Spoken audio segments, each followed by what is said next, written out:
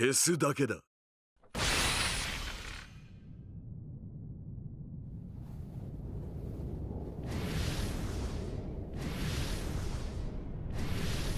アリ一匹逃がしはしない。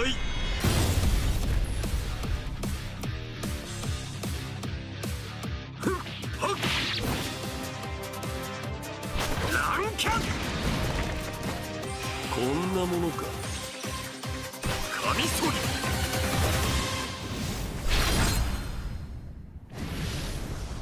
強くなったのは何もお前だけじゃない。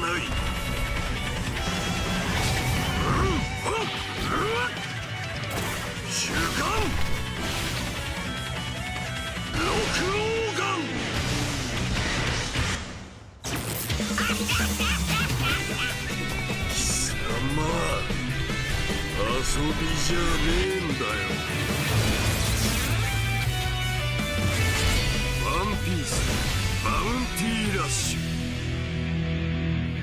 Salut à tous les Ratpi, c'est Exxon, j'espère que vous allez bien. On se retrouve pour une nouvelle vidéo sur One Piece Bounty Rush les amis. Et aujourd'hui les gars, la hype est à son paroxysme les gars. Demain est un grand jour. Robouti forme éveillée et Kaku BF arrive demain. Robouti SBF bien évidemment. Très important de le préciser, même si c'est pas nécessaire, on le sait tous les gars. Enfin on connaît l'identité nouvelle SBF qui va sortir demain. Et c'est Robouti tout simplement. Donc très content, hein, très hype les gars. Le personnage il a l'air stratosphérique avec de nouvelles capacités les gars qui ont été ajoutées dans le jeu. Franchement ça a l'air vraiment pas mal.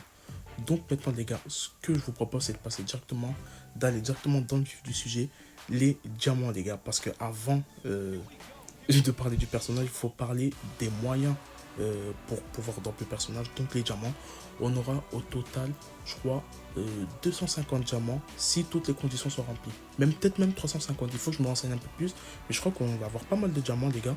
Donc déjà 200 diamants partagés sur 4 jours les gars, donc tous les jours pendant 4 jours 50 diamants, c'est vraiment pas mal. Et 100 diamants à avoir en remplissant quelques conditions, donc les RT sur X, tout ça, bon, vous connaissez tout le tralala, hein, ils le font chaque anniversaire, donc franchement, c'est pas mal.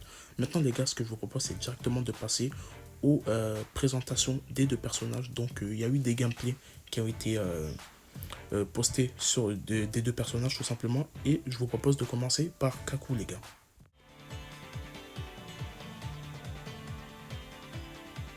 勝負は避けられんようじゃのう。やっと楽しいのう。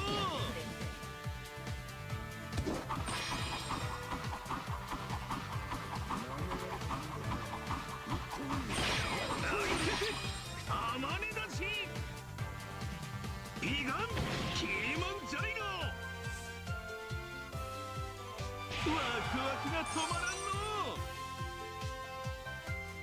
Donc les gars, voilà le gameplay du Kaku. Ce qu'on peut retenir déjà dans un premier temps, que c'est un défenseur de couleur lumière, de type lumière tout simplement, et qui a l'air pas mal solide les gars. Il y a eu aussi le gameplay un peu plus détaillé des deux personnages. Le Kaku c'est une dinguerie comme il recharge l'état de trésor à une vitesse les gars. Lui, à lui tout seul, il recharge des angles de ta trésor comme si on était 3 dessus. C'est vraiment une très grosse dinguerie les gars.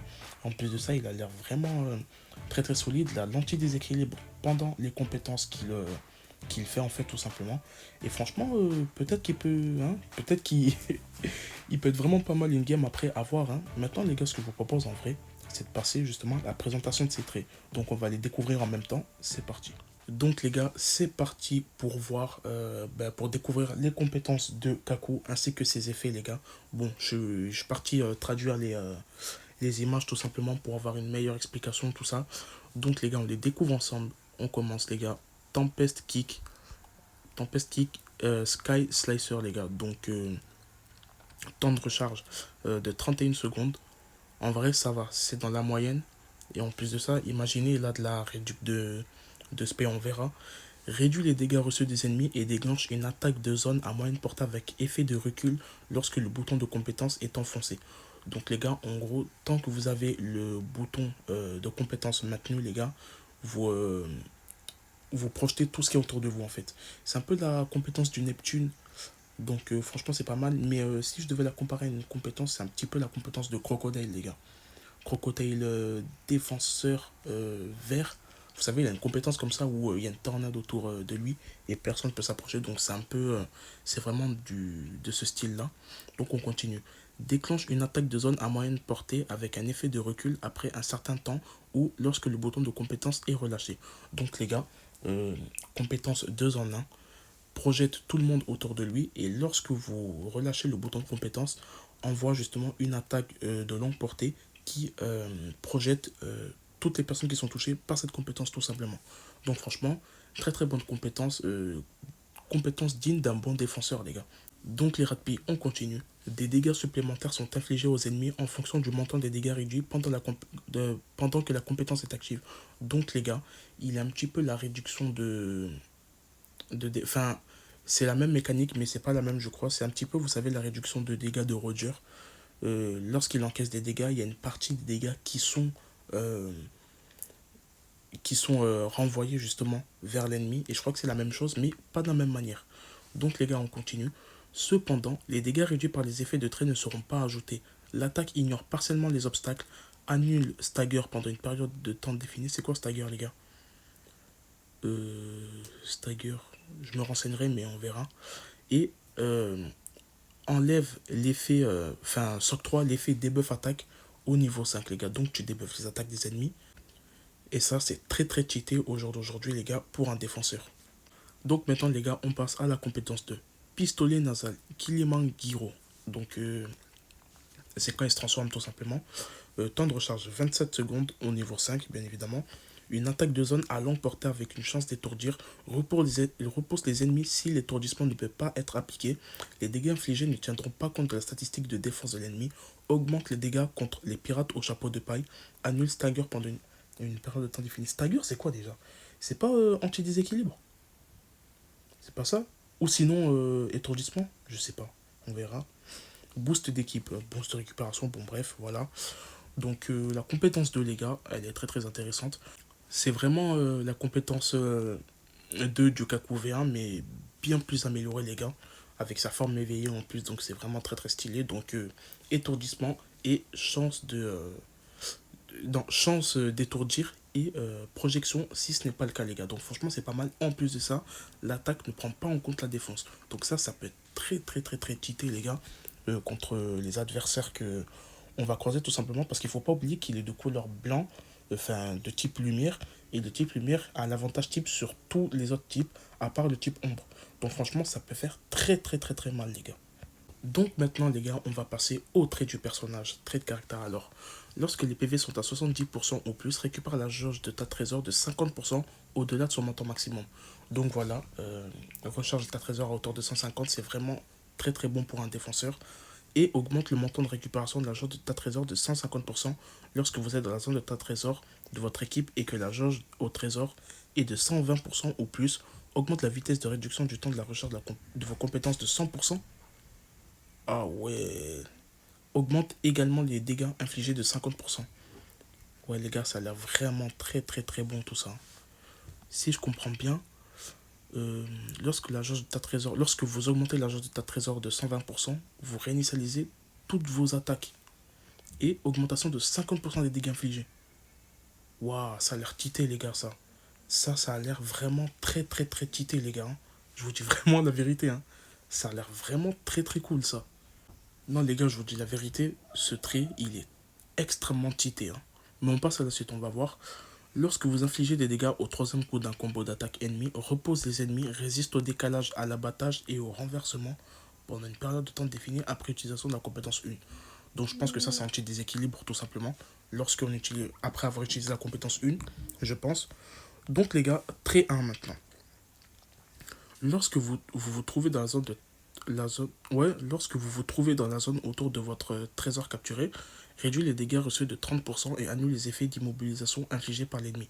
Donc en gros, lorsqu'on se trouve dans la zone de ta trésor allié, tout simplement, réduit de 30% les dégâts subis et annule les malus d'immobilisation en fait, tout simplement. Donc franchement, c'est très très bien. Donc tout ce qui est étourdissement, effet bonbon, pétrification, tout ça, c'est à la poubelle les gars pour ce personnage. Donc c'est vraiment très très bien. Donc on continue. Lorsque vous êtes dans la zone de tas trésor de votre équipe et que la jauge au trésor est de 80% ou plus, résiste au décalage et au renversement réduit également les dégâts reçus de 50%. Décalage, je crois, c'est projection et renversement, voilà, lorsqu'on est mis à terre. Il réduit également les dégâts reçus de 50%. Donc les gars, c'est vraiment pas mal. En tout, là, il a 80% de réduction de dégâts. Donc ça commence à être vraiment très très très très bon, les gars. Donc on passe au trait 2 les gars. Lorsque vous repoussez un ennemi, récupérez 20% de vos PV. Lorsqu'il est attaqué par un ennemi, pirate au chapeau de paille récupère 5% des PV. Supprimez également les effets de statut appliqués aux ennemis qui améliorent leur cible pendant un certain temps. Alors là les gars, pour tous ceux qui n'ont pas invoqué sur S-Neck les gars, c'est le moment d'invoquer sur un BF qui a presque d'aussi bon trait que la S-Neck tout simplement. Parce que là les gars, tout ce qui est équipage de chapeau de paille, vous allez leur faire la misère les gars. Tout simplement. Donc on continue. Lorsque ce trait s'active, il annule également les effets de statut impliqués à l'ennemi, ne s'applique pas à l'invincibilité. Donc les gars, en vrai, il débuffe l'attaque avec sa compétence 1, il débuffe les états des ennemis, plus 5% de PV récupéré à chaque fois qu'un équipage chapeau de paille vous attaque, alors que équipage de chapeau de paille, vous-même, vous savez qu'on va en croiser énormément, tels que Zoro, Zoro Egghead, Luffy Egghead, Gear 5, Luffy SBF les gars, ça va être incroyable. Ce personnage il va être très très très très très bon. Donc trait de boost après avoir reçu des dégâts d'un ennemi représentant 45% ou plus de vos PV maximum, récupère 5% de vos PV. Donc franchement les gars, voilà les traits du personnage, ils sont vraiment très très bons, ils sont excellents les gars. Franchement je vous dis la vérité, c'est vraiment excellent, ça va être un défenseur très très solide pour un BF. Hein. Franchement pour un BF là, en termes de défense, c'est du très très très très très très lourd. Donc j'ai peur pour la suite les gars, parce que le prochain personnage qu'on va regarder c'est Rob Lucci et c'est un SBF, il va faire très très mal. Donc les gars, ce que je vous propose d'ailleurs c'est de passer à la présentation de Rob Lucci. En premier temps déjà il y a un malus qu'on va étudier ensemble, on va le voir mieux sur le Saint-Thomas les gars. Parce que ce malus il est complètement surcheaté et on va voir, hein, on va voir, mais franchement le malus c'est une dinguerie. Voilà, ce malus là, cet effet d'ombre sur le personnage, qu'est-ce que c'est les gars? Je vais vous expliquer ça parce que c'est une grosse dinguerie. Ce malus vous empêche d'utiliser votre compétence 2. Eh non les gars, c'est n'importe quoi les gars. Donc si tu te le manges en fait, tu peux pas utiliser ta compétence 2. Et genre pendant 5 secondes je crois à peu près. Mais ça c'est sur toutes ces attaques en fait, genre sur ses attaques auto, sur ses SP, c'est sur tout. Lorsqu'il te touche, tu peux plus utiliser ta compétence 2. C'est n'importe quoi les gars. Franchement c'est nimp, c'est vraiment nimp.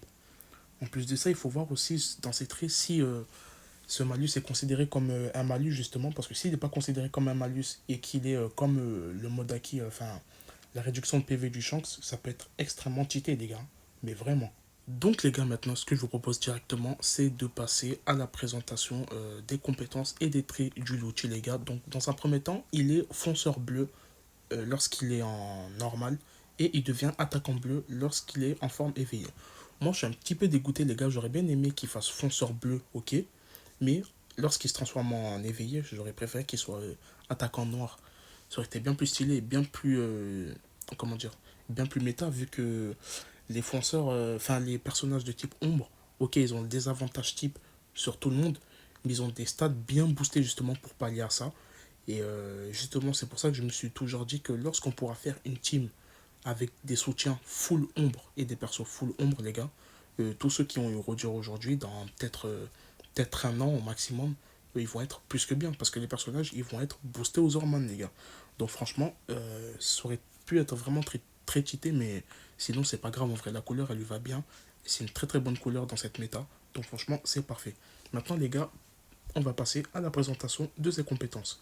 Donc compétence 1, coup de tempête, temps de recharge 37 secondes, c'est un peu plus long que la moyenne les gars, mais franchement l'attaque elle est vraiment cheatée, donc vaut mieux que ce soit un petit peu long à réutiliser. Créez un marqueur que vous seul pouvez voir à mi-portée. Le marqueur peut être déplacé pendant que le bouton de compétence est enfoncé. Vous serez déplacé à l'emplacement du marqueur et le marqueur disparaîtra après un certain temps ou lorsque le bouton de compétence sera relâché.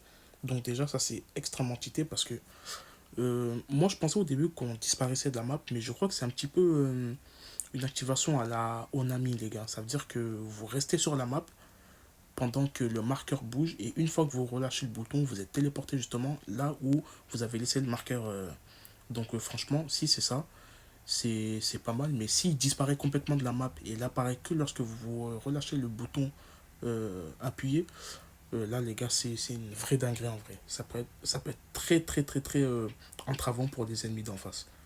Déclenche également une attaque de zone à moyenne portée avec un effet de recul, donc projection.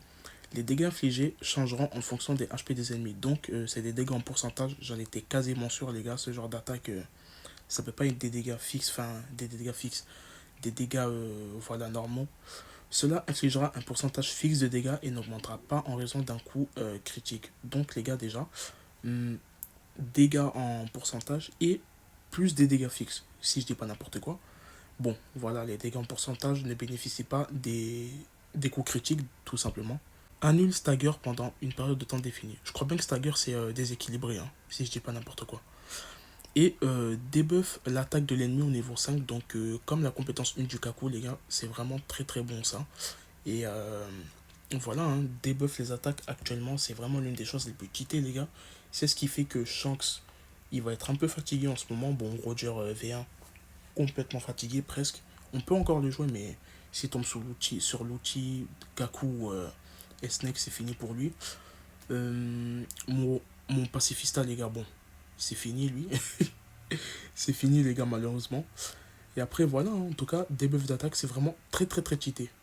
Compétence 2, rasoir. Donc temps de recharge 23 secondes, ce qui est relativement très court, les gars, c'est vraiment bien. Une attaque chargée à longue portée devenait temporairement invincible après utilisation de la compétence. Donc vous avez l'effet invincibilité lorsque l'on utilise cette compétence. Donc c'est un dash, les gars. Un dash un peu à la ulti, mais dans les airs. À mi dans les airs, vous voyez ce que je veux dire, mais quand même un peu plus facile à orienter que ulti, les gars. Parce que le dash à ulti, ça y est, c'est abusé. C'est vraiment abusé, mais là, en tout cas, dans le gameplay, ça avait l'air d'aller. Donc franchement, pas mal pour les compétences. Après, il faut savoir qu'ils se transforment, donc ils peuvent pas tout mettre tout de suite. Donc les gars, on va passer au trait du loti forme normale. Donc trait 1. Lorsque vos alliés ne sont pas à proximité de la zone autour du tas trésor de vos ennemis, augmentez la vitesse de capture de 50% et résistez en renversement et aux projections. Je crois que c'est ça. Donc il a la capture de Bruno, tout simplement les gars. Ça c'est hyper cheaté. Pendant que vous capturez un trésor, résistez au renversement ou... Ah ouais, résistez au renversement, projection, et vous pouvez pas être mis KO. Réduisez de 80% la durée d'effet Quoi. Ouais, la durée d'effet des effets... Oula. Bon, la durée d'effet des malus infligés par l'ennemi, tout simplement. Mais les gars, en vrai, ça c'est une grosse dinguerie, hein. Donc pour l'empêcher de capturer, il faut lui mettre un malus. Sinon, ça marche pas. Vous pouvez pas le projeter, vous pouvez pas le tuer avec des coups normaux. Et des compétences normaux, enfin qui n'infligent pas de malus, les gars qui tuent. Et, waouh, c'est une dinguerie. Et réduction de 80% des effets des malus infligés. Ça veut dire que même avec des malus, ça va être compliqué de tuer, les gars. Ah ouais, c'est une vraie dinguerie. Le trait 1, les gars, il est banger pour un runner, hein. Vraiment abusé. On va passer au trait 2. Lorsqu'il est attaqué par un ennemi dont les paramètres sont boostés, bon, les stats sont boostés, réduisez les dégâts reçus de 30%, supprime également les effets de statut appliqués aux ennemis qui améliorent leur cible pendant un certain temps. Lorsque ce trait s'active, il annule également les effets de statut appliqués à l'ennemi, ne s'applique pas à l'invincibilité. Donc les gars, comme le Kaku encore, il débuffe tout, annule Non, il débuffe les états des ennemis qui les renforcent. Donc franchement, c'est hyper cheaté. Donc en fait, quand vous voyez ça, ça veut dire que le mode acquis du Shanks, c'est fini. Le mode acquis du Zoro, c'est fini. Le mode magma de Akainu, c'est fini aussi. Ah les gars, franchement, c'est trop cheaté ça. C'est vraiment trop cheaté. Maintenant les gars, lorsque l'ennemi vous inflige un effet de statut, augmentez votre défense de 50% pendant 10 secondes, ne peut pas être stack et récupérer 5% des PV. Donc les gars, lorsque vous allez recevoir un malus, vous allez augmenter votre défense de 50%. Oh là là, oh, le personnage il a l'air stratosphérique. Déjà rien comme ça, il a l'air vraiment stratosphérique, hein. Il récupère 50% de PV en plus. Donc après là, il y a un petit bémol. Bon, c'est vraiment un petit truc nul, hein, mais franchement pour moi il y a un petit bémol. Même si le personnage avec ça il reste quand même très très fort. C'est qu'il y a cet effet qui est activé, mais il y a aussi le fait qu'il réduit de 80% la durée des effets de malus. Donc si on aurait vraiment voulu profiter de cet effet, ils auraient dû justement, genre si l'effet se proc, annuler la réduction de malus à part sur les malus qui immobilisent. Comme ça, vous pouvez profiter des 5% des PV qui stack à chaque fois que le malus fait son effet, tout simplement. Et ça aurait pu vraiment être vraiment carré, les gars. Donc, lorsque vous capturez le tas de trésor, récupérez 30% de PV et réduisez le temps de recharge de la compétence de 20%. Compétence 2 de 20%, les gars. Donc, franchement, ça aussi, très très bon. Un très fidèle à tout bon runner, j'ai envie de vous dire, les gars. Donc, franchement, c'est vraiment bon, hein. Donc maintenant les gars, on va passer à la transition. Comment ça fonctionne les gars? En fait, le perso à lui tout seul, c'est un double personnage parce qu'en fait, pour pouvoir se transformer, il faut tout simplement maintenir le bouton d'attaque normale appuyé. Et la deuxième attaque se change justement en une attaque qui fait que vous vous transformez. Et pour revenir à l'état normal, il faut faire exactement la même chose. Donc franchement, c'est vraiment pas mal. Donc on va voir ce qui se passe lorsque vous vous transformez les gars se transforment en forme éveillée, changent leur classe en attaquant et augmentation de l'attaque de 30% pendant 20 secondes. Impossible de cumuler, bon, on ne peut pas le stack.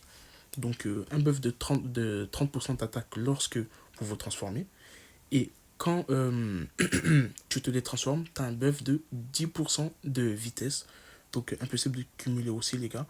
Et lorsque vous infligez des dégâts au premier ou deuxième coup d'un combo d'attaque normale, 50% de temps d'infliger griffé pendant 15 secondes. Voilà, l'effet griffé les gars.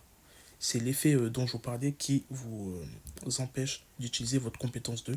Et ça, c'est très très cheaté pour le coup. Donc maintenant les gars, on va passer aux capacités de de l'outil forme éveillée les gars. Donc déjà, attaquant, compétence 1, pistolet à main. Temps de recharge 22 secondes, c'est très très court les gars, c'est une dinguerie. Se déplace vers les ennemis à longue distance et inflige une attaque chargée devant avec une chance d'infliger le statut griffé les gars. Donc c'est le malus dont je vous parlais. Les dégâts infligés ne tiendront pas en compte de la défense de l'ennemi. Lorsque vous attaquez un ennemi avec 70% ou plus de PV maximum restant, inflige un montant supplémentaire de dégâts fixe. Cela infligera un montant fixe de dégâts et n'augmentera pas en raison d'un coup critique. Annule stagger pendant une période de temps définie. Acquis l'effet debuff au niveau 5 les gars. Donc encore ce système de dégâts fixe sur des dégâts qui ne prennent pas en compte la défense. Là les gars, franchement là je vous mens pas, ça va être monsieur one shot ce perso. Il va tout one shot parce que déjà il a des attaques qui ne prennent pas en compte la défense. En plus de ça, on a des dégâts fixes si l'ennemi en face il a 70% de ses PV ou plus. Ça va faire très très mal. Et en plus de ça, debuff d'attaque au niveau 5. Donc franchement, le personnage il a l'air vraiment vraiment très très cheaté. Donc maintenant les gars, compétence 2, pistolet 6 gun. Temps de recharge relativement long par contre cette fois-ci, 38 secondes au niveau 5. Une attaque de zone à longue portée avec un effet de recul. Les dégâts infligés ne tiendront pas en compte la statistique de défense. Encore une fois les gars, lorsque vous infligez des dégâts à un ennemi ayant le statut givré, inflige un montant supplémentaire de dégâts fixes. Cela infligera un montant fixe de dégâts et n'entendra pas encore. Ouais, voilà le délire de coup critique. Et en plus de ça, invincibilité pendant l'attaque les gars. Donc ça les gars c'est incroyable. On a un petit peu, voilà, ce qui manquait un petit peu, c'était le buff qu'on recevait lorsqu'on attaquait un ennemi avec le malus qu'on lui inflige, les gars. Et bien, cette fois-ci, on a dégâts fixes lorsque l'ennemi a le malus griffé, les gars. Donc, franchement, c'est hyper cheaté le personnage. Il a l'air vraiment très très bon. Donc, maintenant, les gars, on regarde un petit peu les traits des deux personnages. Les traits boostés, tout simplement. Très boosté. Lorsque vos PV sont à 90% ou plus, résistez à l'effet. Je crois que c'est anti-déséquilibre. Je crois que c'est anti-déséquilibre. Hein, si je dis pas n'importe quoi. Maintenant, trait de runner tout simplement. Lorsque les PV sont à 70% ou plus, vous ne serez plus affiché sur un mini-carte. Lorsque vous utilisez la compétence 2, votre vitesse augmente de 20% pendant 10 secondes. Impossible de cumuler et récupérer également 15% des PV. Ah ouais. Et ça, c'est juste en utilisant la compétence 2. C'est pas en touchant un ennemi avec. C'est vraiment en utilisant la compétence 2. Vous avez 15% de PV et 20% de vitesse. Donc franchement, c'est vraiment pas mal. Hein. Vraiment, vraiment pas mal. Il a l'air très, très mobile en mode normal. Donc franchement, ça a l'air vraiment cheaté. Trait de forme éveillée. Attaquant. Lorsque les PV sont à 70% ou plus, les attaques normales ignoreront la... Quoi? Attendez. Non, les gars, attendez. Quoi, les attaques normales ignorent la défense et réduisent également les dégâts reçus de 50%. Genre, les attaques normales ignorent la défense lorsque les PV sont à 70% ou plus. Et les gars, ça a l'air trop broken un peu. Je vous mens pas, les gars. Je vous mens pas que si j'en croise, je vais perdre de sourire très très très vite, les gars. Très très très très très vite. En plus, pour un attaquant, il a de la réduction de dégâts.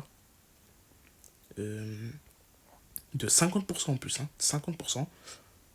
Putain, mais ça a l'air vraiment cheaté, les gars. Je vous mens pas, ça a l'air vraiment, vraiment très, très lourd in-game et sur le papier. On passe à la suite, les gars. Lorsque vous attaquez un ennemi dans une zone de ta trésor, récupérez 5% des PV. Annule également le trait, récupérez les PV lorsque... Ah ouais. Wesh. Attends. En gros, les gars, lorsque vous êtes dans une zone de ta trésor... Ah ouais, Oden, c'est fini. C'est fini, les gars, Oden. En gros, lorsque vous êtes dans une zone de ta trésor, annule l'effet résiste au chaos. Oh. Ah ouais. Ah non, c'est pas fini pour Oden, mais c'est fini pour Roger. Parce que là, c'est pas le trait. Oui, je me suis trompé. Mais Roger, c'est encore pire, les gars. Toutes les survies au chaos sont annulées lorsqu'ils sont dans une zone de ta trésor, les gars. Ah, va falloir faire très, très, très, très, très attention, les gars. Ah ouais. Eh, franchement, ça a l'air vraiment trop, trop cheaté, les gars. Ça a l'air vraiment trop, trop fort.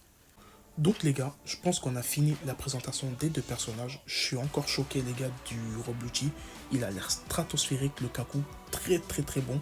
C'est vraiment une grosse dinguerie les gars. Là franchement, je trouve qu'ils ont vraiment placé la barre vraiment haute en termes d'SBF. Et ce qui fait peur les gars, c'est que les prochains SBF ils vont être encore plus abusés. Hein. Moi j'ai peur du futur Barbe Noire les gars.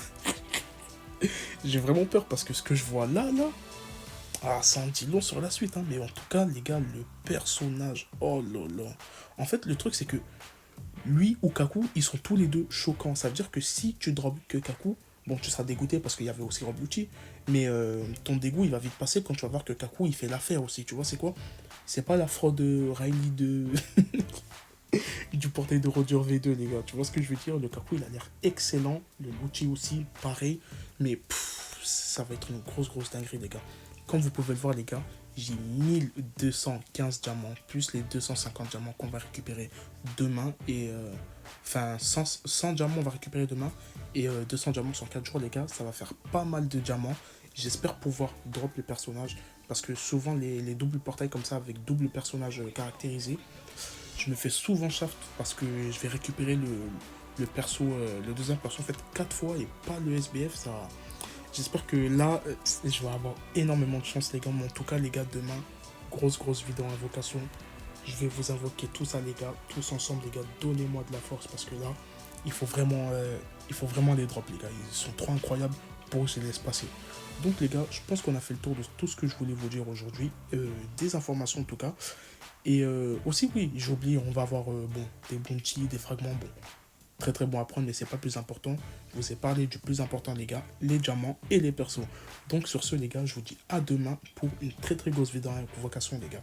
Ciao les rapis.